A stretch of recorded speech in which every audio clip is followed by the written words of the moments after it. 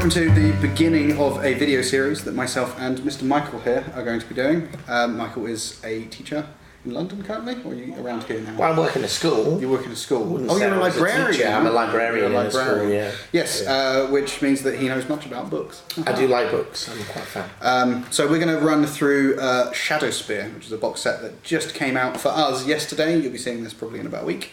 And we're going to run through the books and the rules that are new. We've got the Shadowspear book as well as the 2 new mini codexes that have come out. And we're going to run through new units, and we're going to run through the missions as well. Then following this, we're going to do the campaign that is set out in Shadowspear. The little mini campaign that's in here. I think a lot of people will kind of overlook this step because it's probably not that great for experienced gamers. No, not really. But it looks interesting, and it was an excuse to paint up the models. It was. And get on with it rather than leave them on the sprue. As gamers, we're always looking for reasons to actually paint models, because 3 o'clock in the morning before a tournament isn't the time you always want to be doing it. No. Would you like to start with the Vanguard Space Marines? The Vanguard Space Marines. So these look quite interesting. I think probably the sensible thing is to look at it sort of a unit at a time. To try and talk about, I think, how we feel they're going to be used. Yes. And if we feel they're going to be used. I mean, at first glance, I think there's a lot of mileage in this book. Right. But like with everything, a little bit of play testing might really like to be quite different, I suppose. Yeah. As we run through the unit types, Michael's going to pass me a model of whatever it is, and I will use it on this miniature camera that we have set up here, just off camera. So those of you watching this on video, which should be all of you, will see the models as we go through. Yeah, and it's worth saying about the models. We've only had this box for, is it a week? No, less than a week. It came out yesterday. We've had these models 2 days, basically. We've had these models 2 days. Wow, yes. It seems like a lot longer, considering the late night putting it together already. Well, I've been modelling all week, and I've been training Space Marines, but it was yesterday. Literally yesterday. It was literally yesterday morning I got these. Wow, I'm pretty proud of myself. We both should be. I'm pretty proud of myself. We both spent a Saturday doing this. So these are far from complete, I suppose. But we committed to recording the first video next week to give us that painting deadline. Yes. Which I think I can do. Oh, I think I can do it. Yeah. I'm not saying they're going to be beautiful. They're going to be painted. No, they're Space Wolves. They're not meant to be beautiful. So the models I've got are at different stages. So if we start with the captain in Phobos armour, so pass him over, and I think James is going to try and get this guy on the little side camera that we've got there. Let's try and get him straight. There we go. Try and get him straight. There you go. Yeah, that's not That too is the captain. Currently just dry too brushed, bad. though he is a statue.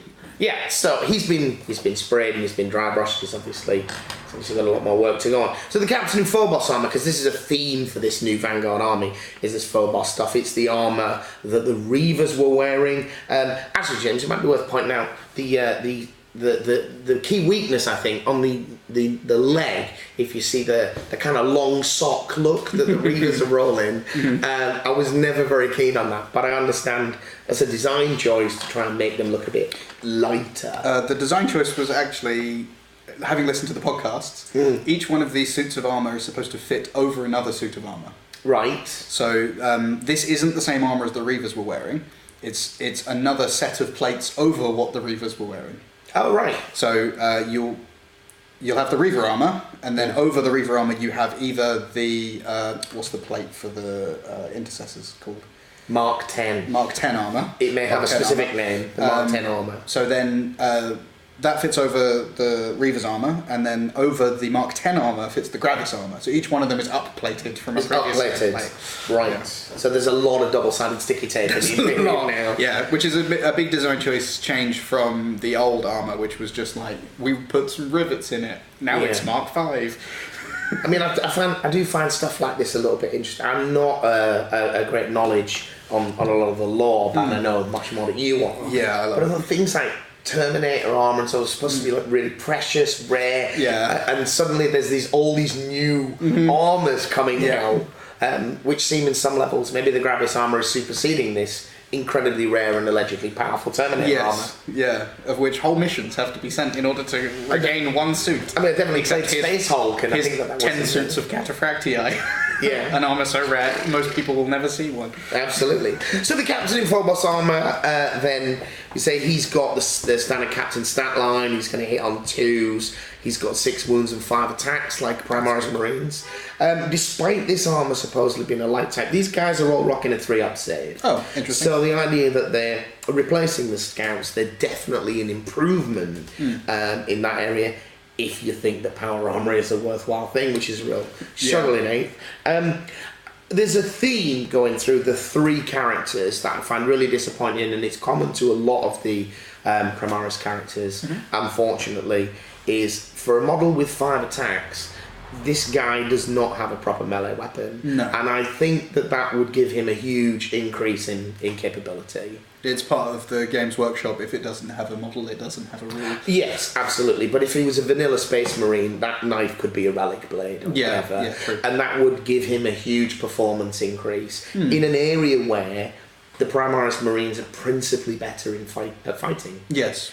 And yet all of their heroes are rocking rubbish weapons. A power sword at best, most of the time. They made that custom Space Wolf one that came out with the Tooth and Claw kit. Oh, yeah. And he doesn't have a Frost Axe even, he's just got a standard power axe. Yeah.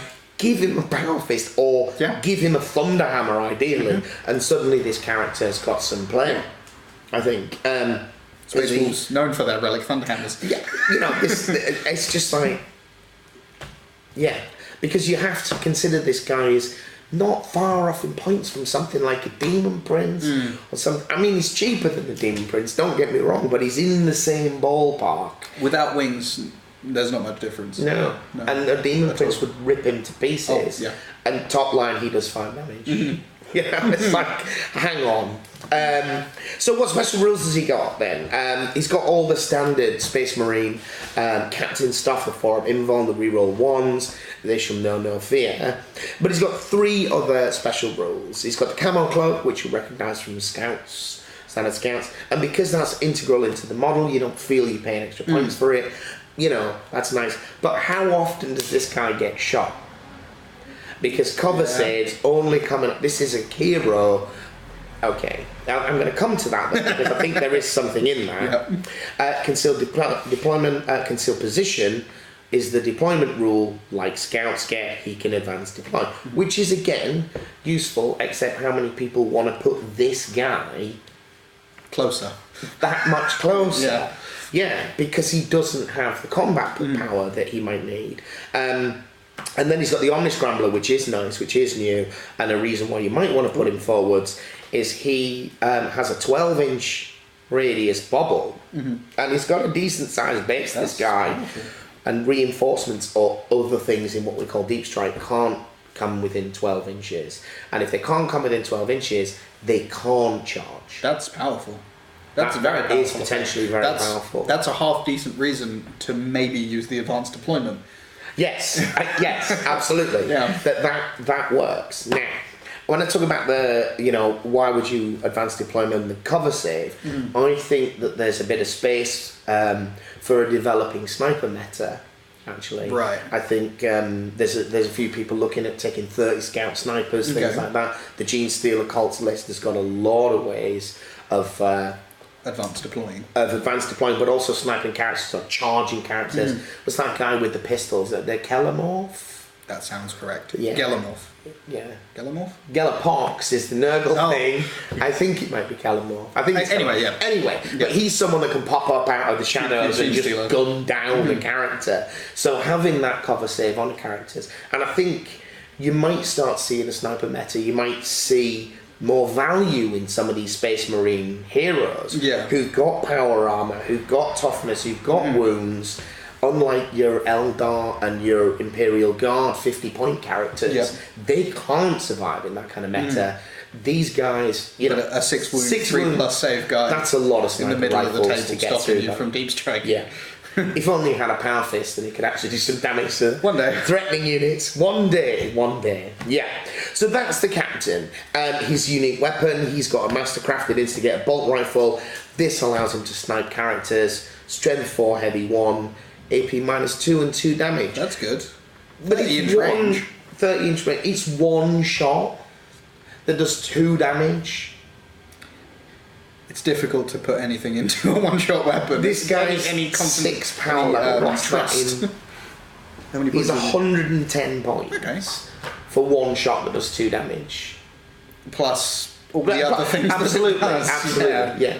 This is a game where the box that says abilities is most of the time the important box. Absolutely, yeah. But interestingly, I don't think you pay a lot of points for these things. No. I think you pay, which is why I think Space Marines can struggle in the competitive scene, is you're paying a lot of points for this really balanced high stat line. Yeah. And it doesn't have the gear and the strategies to really make use of those things. The old and current broken Space Marine characters are always the ones where you can choose what you want. They are the ones with the Thunderhammer Storm Shield on and a jump pack. on a jump pack or motorbike. Yeah. Yes. Yeah. They are the broken characters, so maybe this is just a push towards a more fixed meta, where they're taking control back from the constant customization of previous editions, which I don't like. No, because I like customizing models. You're much more of a modeler than I am, aren't you? I So- think the modelling process is the bit I like the least out of the experience. No, I love it. Anyway, who's next? So that was the captain. Gosh, we spent quite a bit of time on that, didn't we? So then we move on to the librarian, who's obviously got some psychic powers. Let's pass this boy over. She's my favourite new Jedi model. He really does seem to be rocking a Jedi look about him. And he's got that, I see no ships pose going on. I think that's supposed to be like, I'm doing psychic things. Oh, psychic power, yeah. So probably a really high-pitched noise should accompany that statement. So he's also rolling a camo cloak, but like all other psychers, and rather oddly for Primaris, he's actually got a decent melee weapon in the form of a Force Sword, which is D3 damage. So he's potentially got some play if you're going to get him involved. He also has forward deployment. He also has a camo cloak. He also has the psychic hood, like most of the Space Marine psychers. He's got his own psychic disciplines, which we could go into later. I think. But he's got a Space Marine stat line. That's a decent weapon. The Force Sword's a half decent weapon. Yes, strength user, which is a struggle, but everything was on 6s these days, so who cares? And then minus 3d3. That's a powerful weapon. on 4 attacks. Yeah, and of course I'm painting these guys as Space Wolves. So I can get my Wolfenstone in there for extra attack, hitting on those higher numbers. 100 points flat. 100 points flat. Does he have to pay for the Force Sword or anything like that? Oh, that's a good point. Is that soft in a way that they... Force Sword is another 8 points. So 108. Okay. And actually I was wrong about the camo cloak. You have to pay another 3 for that. Oh, jeez. So it's 111 points. 111. Which I think is fairly comparable to other Space Marine psychers. Weirdly, you look at the captain and I'm like, that guy's okay, I guess. And then you look at the librarian and you can just think, that has psychic powers. Yes. Immediately, that makes you think 111 points is okay, whereas the other one being 113, you might not want to run that. Absolutely. So there's the psyker, and then we move to the Lieutenant in Phobos armour, who is another interesting... A Primaris Lieutenant, I'm shocked. A Primaris Lieutenant, or Lieutenant, if he's British. So, excuse me. I'm recovering from a little bit of a cold here. But we committed to doing this today. I'm committed to doing it. So, the lieutenant, he's got these little strappies, like all the little extra bits that he's got on him. They've all got it, haven't they? They're all pouches and they're all trussed up like turkeys. Is what 3 knives. So so he has special rules for those 3 knives. So this character has a melee weapon, but not necessarily a proper melee weapon. So he's equipped with grav shoots. You saw those with the fins on the back. So he can deep strike in the same way that Reavers can with that knife. So the other guy, the previous 2 guys, could advance deploy. Yes. Like Nurglings and Scouts and so forth. This guy can drop in during the battle. Straight up deep strike. Straight up deep strike, 9 inches anyway, he's got the reroll 1s like other lieutenants. Nice. And then he has a special rule knife fighter. You see, this guy doesn't have a combat knife. He has what the Codex describes as a close combat weapon. Right. And the knife fighter rule, each unmodified roll of 6 for attacks with this model's close combat weapon score 2 hits instead of 1. Okay. The problem is, that's 2 hits with a strength 4 AP 0 weapon. Yes. On a 6. That's an additional hit from any other Space Marine. Yes. Anyone. A tactical Marine does the exact same If thing. strength 4 AP 0 attacks were great, we'd have a very different kind of high level 40k play at the moment. It's nice. I think it looks great that the guy's got a couple of knives, one sheathed and one unsheathed, and it's a nice pose. But I really would have liked to see that being damage 2 or something. That does something. Something that does something that isn't all over the codex, really. Killing Chaos Cultists isn't a difficult task when you try. No. That's basically all that And he's does. only rocking that extra attack on a 6. Yeah. So he has 4 attacks. Which is fine. If he had a chainsaw or a combat knife, he'd have 5. Yes. But he doesn't. No. On a 6, he gets an extra one out of those 4 attacks. Odds are he gets an extra attack half the time. It's an immediate worsening for the sake of fluff. Yes. Which is really tragic. It is. Really tragic. But what benefit does this guy have over a general, lieutenant, whatever? Sorry. So I did forget the rifle. The guy has a mastercrafted Oculus bolt carbine, and that means that units don't receive the benefit of cover for attacks made with this weapon. And it does do 2 damage because it's a mastercrafted weapon, cool. And it is rapid fire. So this guy can get 2 shots.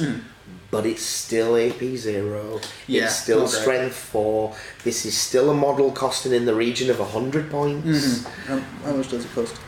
So the Lieutenant is base 80, and his Oculus is 4, and his grav shoot's 2. 86 altogether. 86 points. Which is a librarian.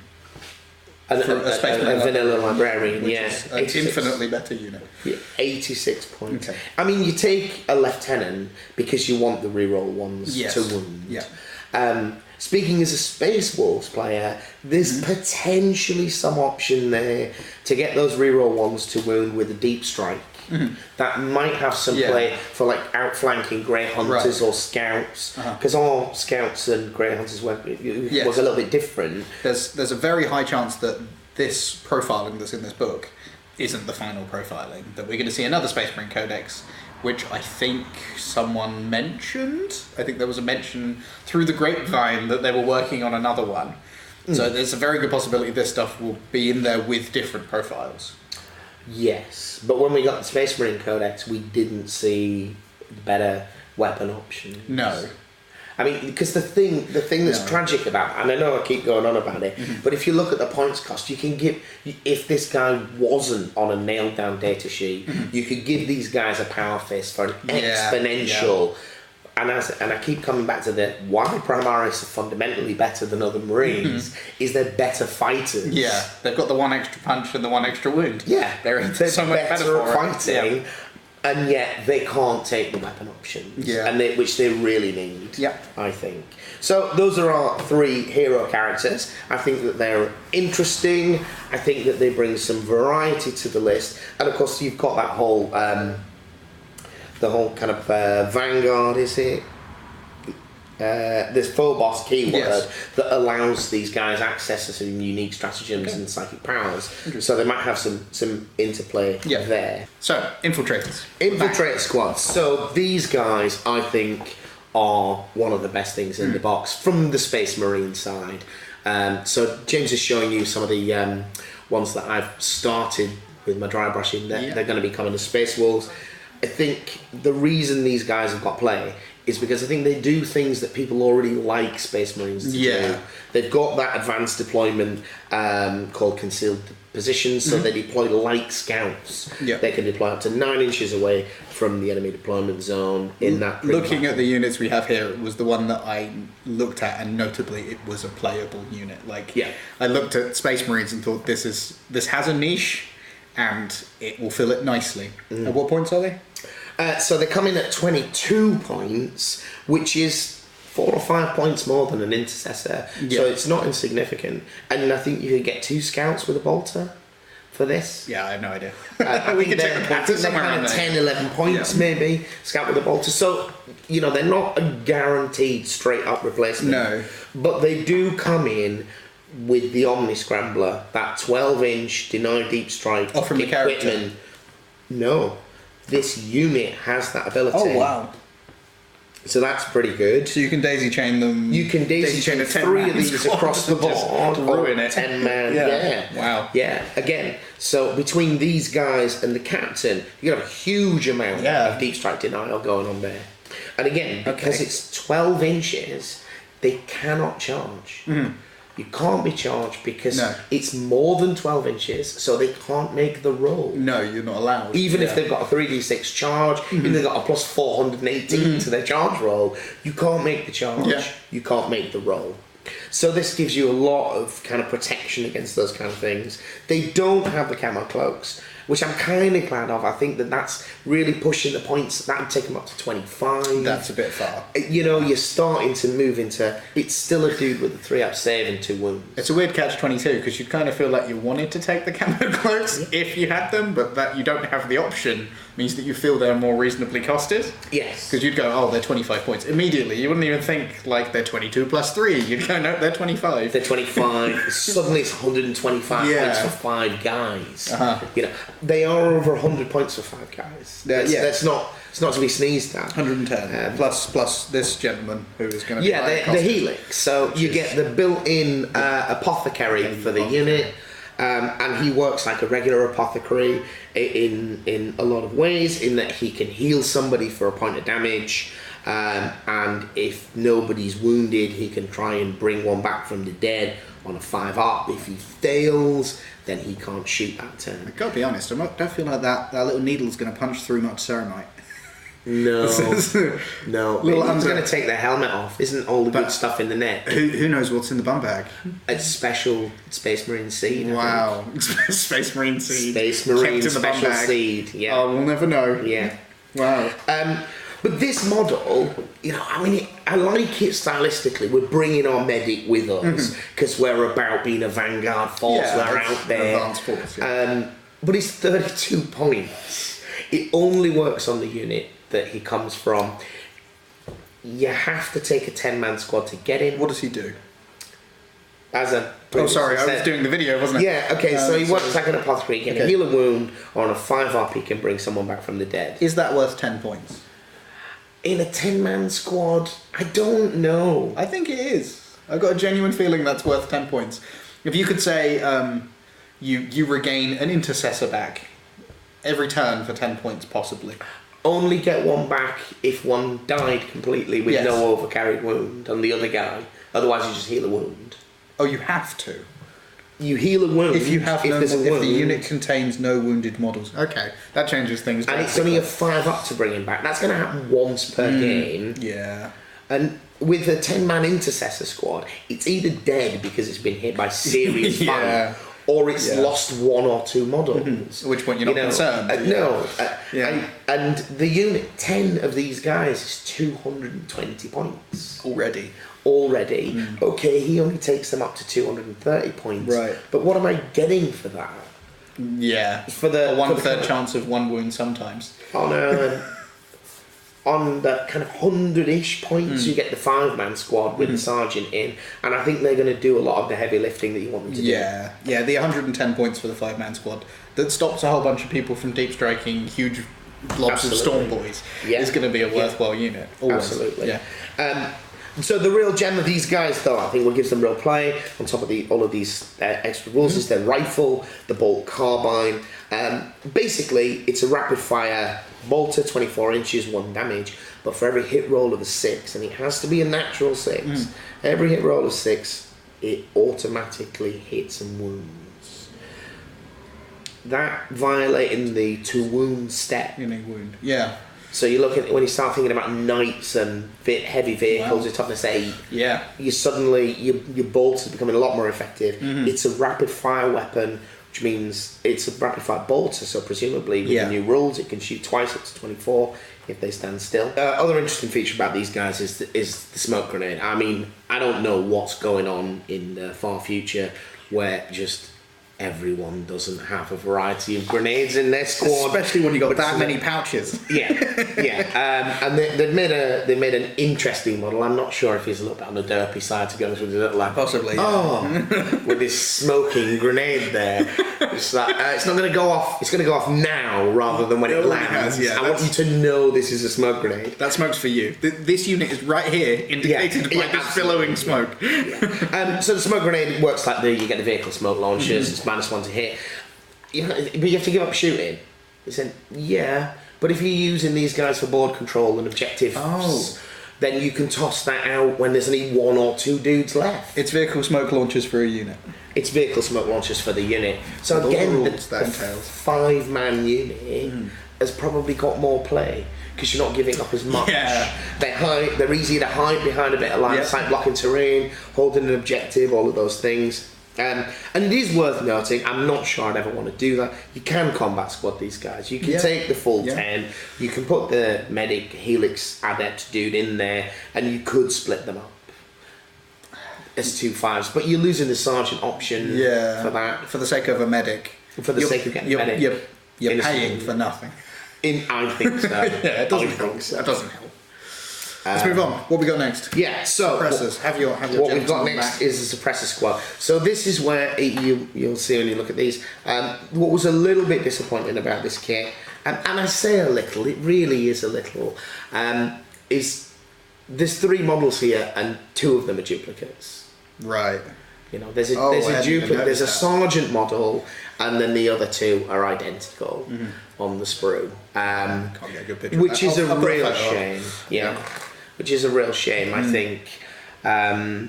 So what are these guys? Well, they're the derpiest looking Marines, I think, in this whole set. I really wish they were on the ground. I know it's not the rule that bothers me. It's the flight stand, dangly legs. It's the banana-shaped flight stand that you have to glue into the model somewhere. Yes. Yeah, it's an odd one. And I'm still not sure. I'm thinking of painting my stem black and just acknowledging that it's there and just deal with it. Yeah. Because the clear stuff, it tarnishes a bit with time. It does. And it starts to look a bit shabby. So maybe you end up cleaning it up a lot while you're painting as well. Yeah. Just trying to get flecks of Agrax off it. I have the Inceptors. They're still blue tack to the stands. Because as soon as I glue this thing on, it's going to break. Yeah. And what's the point in that? You know, so the blue tack, and it's kind of tucked in there. It doesn't look great, but at least it's not snapped off. But these guys, because they're not necessarily always flying, they could have been modelled, stood on the ground. They could have, at least a couple of them. Rather than with their spring roller skates or whatever the heck they've got going on. They're Super Mario jump boots. Super Mario jump, is that what they are? Yeah, 100%. Yeah. But they're Spaceballs, I could have had some moustache dudes. You could that would have. I'm not sure about the snapback though. Do you remember the original film? The Super Mario the movie, was that? Does this have Dennis Hopper in it? It did have Dennis Hopper. John Leguizamo. It was one of the moments when I had to reevaluate how I felt about Dennis Hopper as an actor. Waterworld couldn't make up for it, did it? That really was not a great time in movie making. I love Waterworld. Not the point of this video, however. Yeah, no, they've got. That's how they move around. They jump. And their backpacks and all the extra jets that they have on their backpacks, which I'll show in a second, are to stop them from falling as hard when they jump really far. Which I think they probably could have just given them jump packs. They could have just given them jump packs. Indeed, it is curious with that very question is, how does this guy move 12 without all of the extra jump pack equipment that the Inceptors have? Because of the boots. But I think the Inceptors have got these bouncy boots. I'd need to check that. I'm not sure. I think that this dude has undeniably got a bigger gun. Oh yeah, for sure. This, I mean, if you want to put this against, this gun is enormous. So here, in length. I put him up against a standard Chaos Space Marine. So we can just see how long. I need to try to get this on camera first. So I'm going to have to put it sideways because of the way the world works, and try and get some zooms on. I mean, if you look at this guy. Yeah, that's substantially longer than a Chaos Space Marine. It's more powerful than an Imperial Guard or Space Marine autocannon because it does 2 damage and AP -2 rather than AP -1. Yeah. So they kind of felt the need to make it a bit bigger, I think.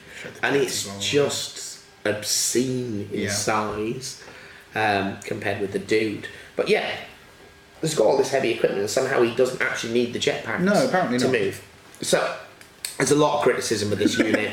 It's got a 12-inch move, it's got 2 wounds and 2 attacks and 3 upstage, just like all the rest of it, and it's got an accelerator autocannon, 48-inch range, heavy 2, strength 7, damage 2, just like an autocannon, except it's AP -2 rather than 1. Okay. I think that's an interesting upgrade. It is. AP -2. Something that can move this far and yet has a heavy weapon is an interesting choice. I mean, you've had this conversation already. You don't think it's a positive, but you think it's not the point.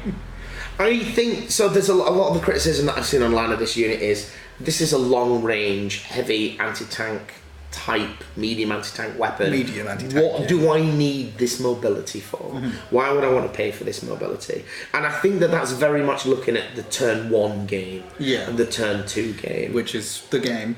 Which is, in a lot of cases, that is the game. But if you think about how some of the more powerful units are used, keeping off the table for turn 1, that's a thing. Yes. These guys can deep strike in because of the grav shoots on turn 2, if that's really what you want to do. Right. So even though they're a low model count, there's only 6 wounds in the unit, it can drop in on your own back line, round 2, so that it's safe if you feel the need that you need to do that. And the fly keyword allows you to jump away and shoot something anyway, doesn't it? Yeah. So even if you do drop down in their lines and get caught up in combat, you can just drop off, move away, get your -1 to hit, and suppress something. Yeah, and I'll come on to the suppression, I guess, before going back to where I think that their play is. Right. The suppressing fire is the unique ability associated with this unit. If this unit destroys enemy models in your shooting phase with its autocannons, the destroyed model's unit cannot fire Overwatch until the end of turn. Okay. So, against a real up-in-your-face Space Marine army, like this is pushing a little towards being... Yes, it is a close-range list, this box. They're about occupying that middle ground. And as a Space Wolf player, I want to be there. Oh, yeah. I'm about contesting the middle ground and trying to get up in your grill. Does that give...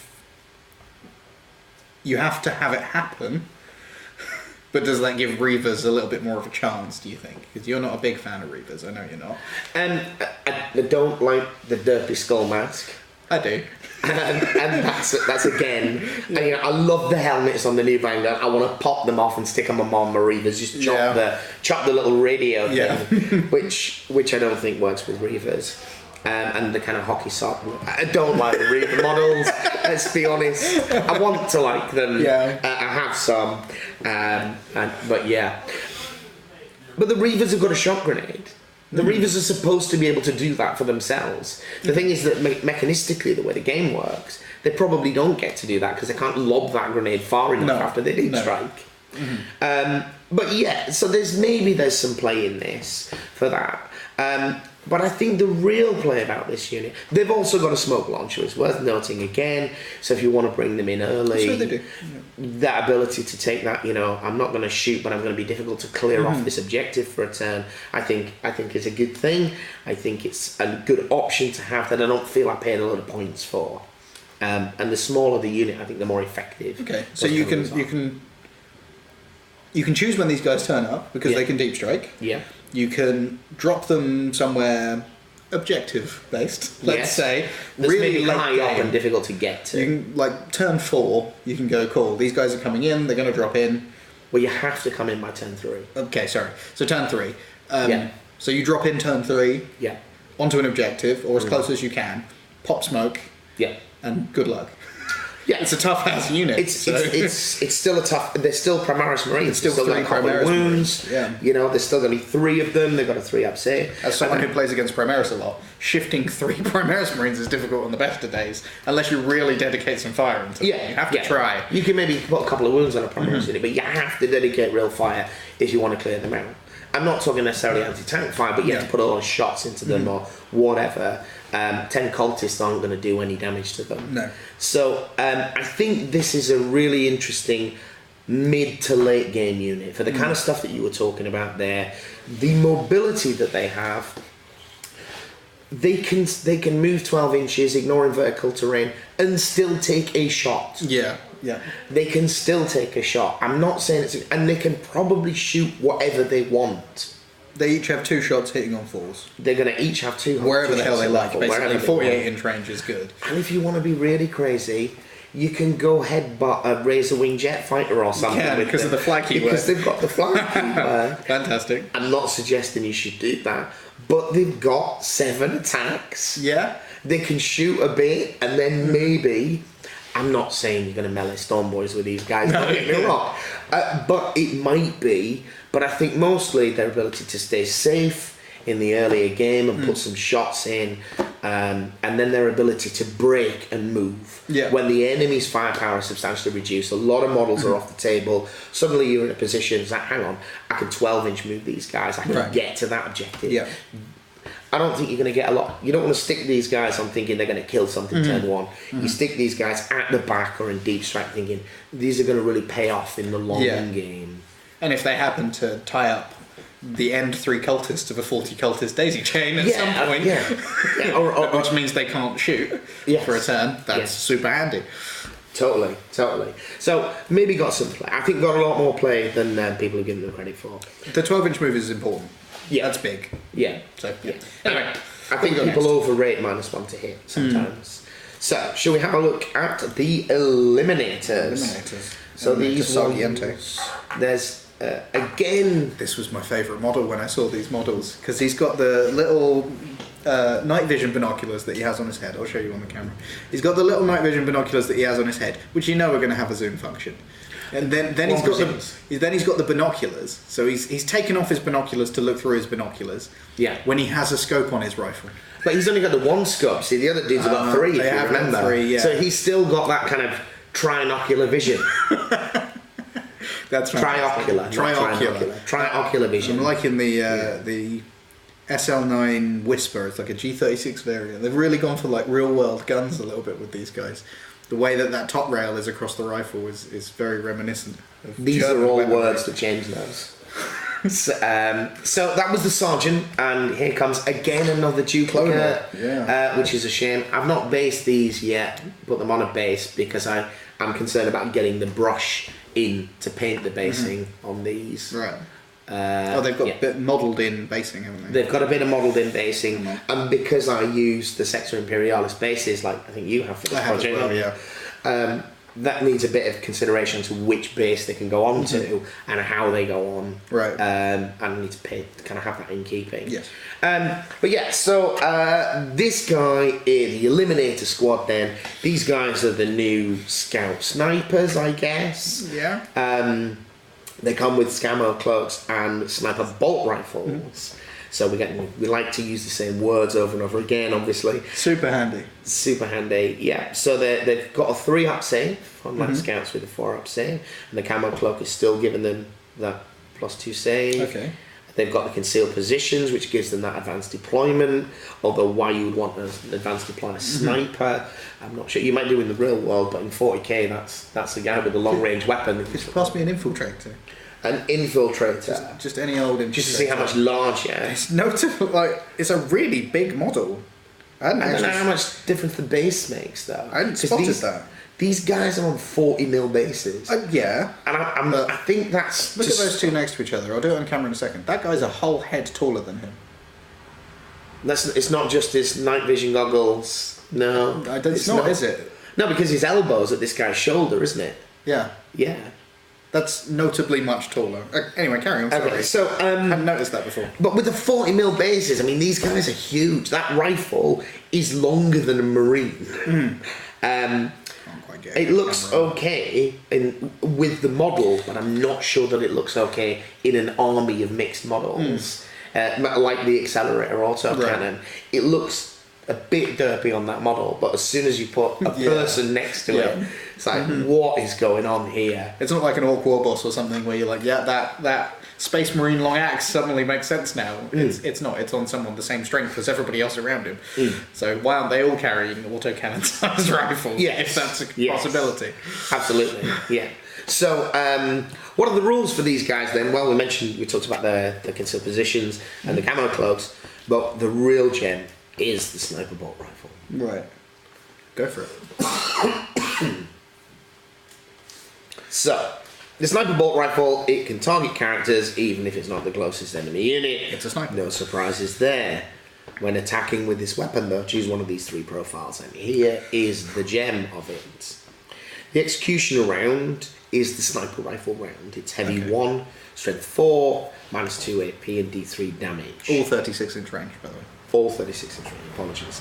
And on a 6 out on the wound roll, you do a mortal wound. So it's like a regular sniper rifle round, except it's D3 damage and it's -2 AP. That is significantly better That's painful. at killing characters. I mean, as a person who plays guard now and then, I feel a squad of 3 of these are going to kill a character a turn. Yeah. They're going to pick that platoon commander, that company commander, that commissar, that psyker, just pop them. It turns a Terminator into a scout. Very quickly. So there's definitely some play in those. I mean, you know, even medium vehicles, strength 6, strength 7 vehicles, AP -2 and D3 damage is not to be sneezed at. No. You know, I realise they're only going to be winning them on 5s, but 5s happen. That's a third chance. Yeah, and there's 3 guys, Yep. interestingly. But I think the round that's got everybody excited is the Mortis round. So it's like somebody watched how Eldar were played, or specifically Yunari, and decided, the Space Marines need to be able to do that. So they've created the heat-seeking bullets. The Mortis round, this weapon can target units that are not visible to the firer. Add 2 to hit rolls made for this weapon. Units do not receive the benefit of cover to their saving throws against attacks made with this weapon. Add 2 to hit rolls. So it's +2 to hit, ignores cover, and ignores line of sight. 36-inch range. So Miss Cat Lady hiding at the back, casting spells where, because she doesn't need line of sight for a lot of her function. Right. These boys have got Cat Lady seeking bullets. It's only damage 1 and it's only AP -1, but you can't ignore it, I think. No, that's very good. But I think with snipers in general, I think if you take 3 of these guys, you're going to be disappointed. I think if you take 9 of these guys, you're going to give a lot of armies a lot of problems. How many can you have? Currently 3, but we've yet to see what that looks The full like. profile is, okay. The 40mm bases are going to cause problems on people's scenery. I mean, these 3 guys based up, need a lot of space. They're very tall men. They're big men. Yeah, they don't have combat knives, of course, or any useful melee weapon. No. It's probably worth pointing out, all these guys do have bolt pistols. Everybody seems to have a bolt pistol. Interesting.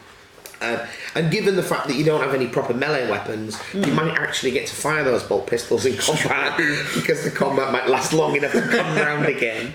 They're still Primaris. They're still 2 attacks, 3 attacks for the sergeants. They're still pretty beefy. Absolutely. So I think these guys have got some play. I think if I was playing a Yunari army and I saw Space Marines with 9 of these guys, I'd be concerned. It's kind of fun. You could have a whole sniper army now. Like you could fill out every single spot with something that's useful for snipers. Yes, and they've all got something that violates the rules. And then a Vindicator Assassin. And then a Vindicator Assassin. Why not? You know. So, and that's one of the questions, isn't it? A Vindicator Assassin is 85 points. Yes. Are any of these I can shoot characters, do they feel better than that Vindicator Assassin? No, not really. I mean, I've used and played against the Vindicator Assassin, and I don't care what the stat line and the rules say, he whiffs time after time. Oh, yeah. Because there's so many chances are all 1 to hit and a 1 or a 2 to wound. And he's so far away from everything, he's not getting any of those rerolls that you plan so hard to get. He looks murderous. and he does do things from time to time. And doesn't die either, because he's got super saves and does backflips past bullets. But I mean, this is it's a 5 to 7 turn game, but really it's a 3 turn game. Yeah. What the chance that Vindicator Assassin has really capitalised on his capabilities by turn 3. I'm not saying he won't have killed something. Yeah. But did he really break what your opponent wanted to do? Was that 85 points pivotal? Yeah. The thing is, I think at 85 points. How many points are these guys? 90 odd? So these guys, the Eliminators... Sorry, I should have said the Suppressors were 18 points, but their gun is another 15. So 33 points. 33, so they're just under 100 points. And then the Eliminator Squad... Also 18. Also 18 points. And they're... So they're cheaper than Infiltrators by a good chunk. The Infiltrators are 22, but they don't pay for their weapons. Oh, what's the Eliminator's weapon then? Bolt Sniper Rifle, 3 points. So they're 21 a guy. They're 21, so they are a point cheaper Do they have camo than the clubs? Infiltrators, and they do have camo clubs. So they're 24 points a guy. 24 points because they pay for the camo club. Yeah, You're quite so right. they're 24 points a model. And actually, those Suppressors are going to have to pay for those graph shoots, I think. Did they have? Yeah. The Suppressor's going to have to pay another 2 Right, points so for the they're graph shoots, 35 points a guy.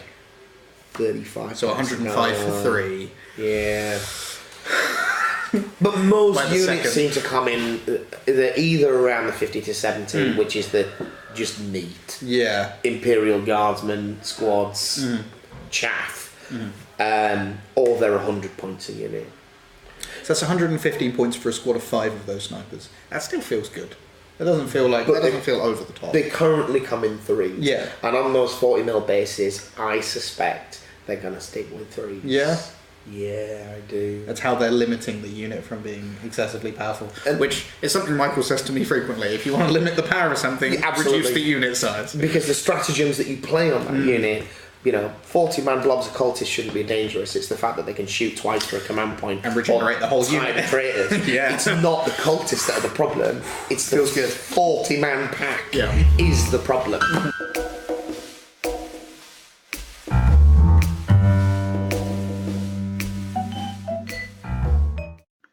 This video, as with all our videos, brought to you by Ahh Geek Out, your local gaming store for all your geeky needs.